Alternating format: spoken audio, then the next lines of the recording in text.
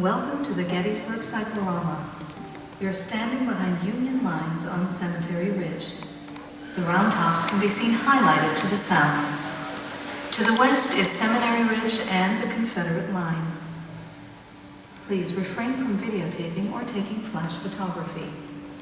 And now, enjoy the program. Good afternoon, ladies and gentlemen. In a few moments, you're going to be seeing a sound and light show depicting the famous attack of Pickett's charge. Please feel free to walk around the platform, but if doing so, please use caution on the steps and ramps because it does get dark in here. Photography is also allowed, but please no flash. Already highlighted for you out to the west, about a mile away, is a wood line at a Seminary Ridge. 12,000 Confederate soldiers will be coming out of those woods to begin a mile-long attack on Cemetery Ridge, which is directly in front of you.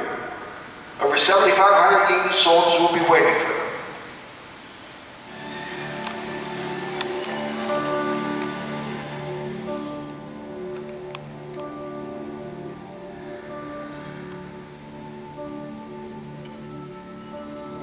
It is dawn at Gettysburg, July 3rd, 1863. We were standing on the westward slopes of Cemetery Ridge, just behind the center of the Union line. Through 2 days of desperate fighting, neither army, Union or Confederate, has been able to gain a decisive advantage.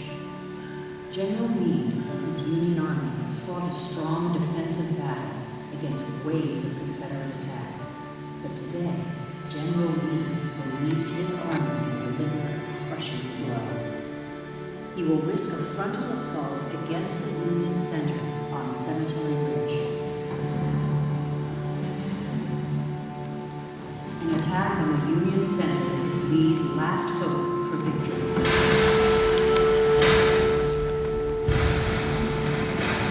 At 1 o'clock, 150 Confederate cannon opened fire.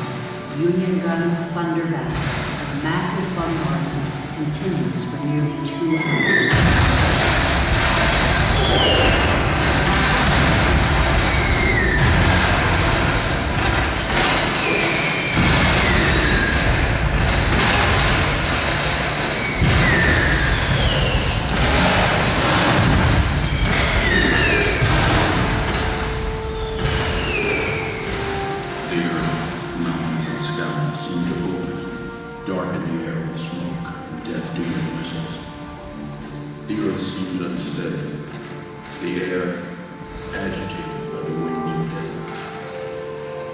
The field is covered in thick smoke.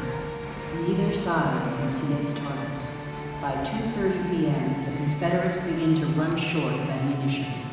At General Longstreet's nod, commanders shout orders, and the Confederate infantry step out of the woods and rise up from the fields. 12,000 strong, they begin to march. A mile away, some 7,000 Union troops await their advance. To say none grew pale and held their breath at what we saw would not be true. An overwhelming, resistless tide of an ocean of armed men sweeping upon us.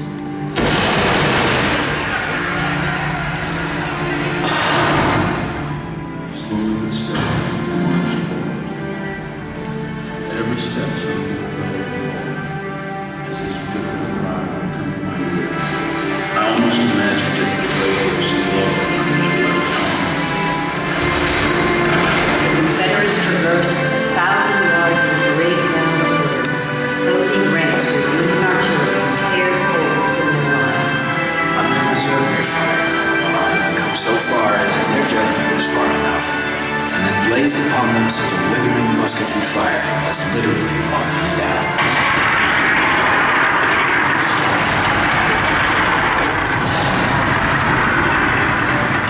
Under this terrible crossfire, the men reeled and staggered between fallen comrades, but all knew the purpose, and the mingled mass rushed toward the stone wall. In minutes, scores of men fall on both sides. Union soldiers overwhelm the Confederate attackers. By solid ground of the great war moves forward as a maddened horde. The last and bloodiest fight of the great battle of Gettysburg is ended.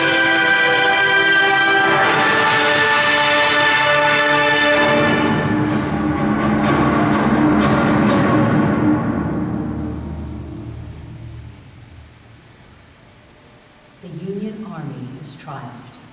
General Lee and the Confederates have gambled and lost.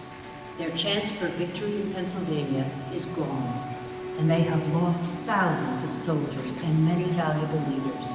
Some 6,000 are dead, wounded, or captured. What propelled the Confederates forward against such odds? What compelled the Union men to sustain the fight?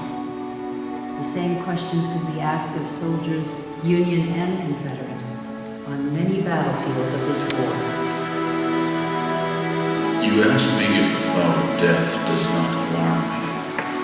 I will say that I do not wish to die. I myself am as big a coward as any could be. Give me the bullet before the coward when all my friends and companions are going forward. A man who does not dread to die or to be mutilated is a lunatic. A man who, dreading these things, still faces them for the sake of duty and honor is a hero. Across the generations, this scene has continued to abide in memory as a moment when the acts of men shaped the fate of a nation. In great deeds, something abides. On great fields, something stays. Forms change and pass, bodies disappear, but spirits linger to consecrate the ground for the vision place of souls. Generations that know us not are heart-drawn to see where and by whom great things were suffered and done for them.